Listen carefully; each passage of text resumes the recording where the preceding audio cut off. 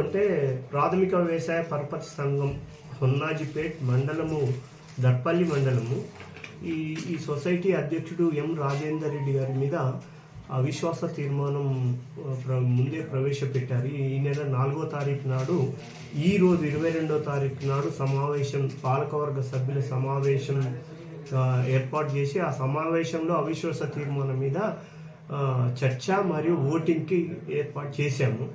నోటీసులు అందరికీ సర్వ్ అయినాయి. అయితే మన ప్రెసిడెంట్ గారు కోఆపరేటివ్ ట్రిబ్యునల్లో అప్పీల్ చేసినారు. అయితే ఇంటరిమ్ అప్లికేషన్ డిస్మిస్ చేసి, అంటే స్టే ఇవ్వలేదు, డిస్మిస్ చేసింది. అందులో భాగంగా ఈరోజు మనము 22వ తారీఖు 4వ నెల 2024 ఈరోజు ఈ ప్రాథమిక వ్యవసాయ పర్పస్ సంఘం హొన్నాజిపేటలో సమావేశం, పాలకవర్గ సభ్యులకు సమావేశం ఏర్పాటు చేసినాము. 11 o'clock, అంటే మొత్తము 13 మంది కమిటీ మెంబర్స్.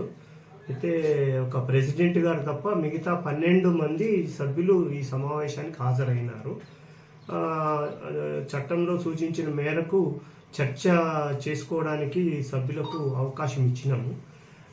12 గంటల ఆ ప్రాంతాల వాళ్ళు చర్చ ముగిసిందని తెలియజేస్తూ ఓటింగ్కి ఏర్పాటు చేయవలసిందిగా కోరారు. దాంట్లో భాగంగా ఓటింగ్లో 12 మంది ఈ అవిశ్వాస తీర్మానానికి అనుకూలంగా ఓటింగ్ జరిగింది.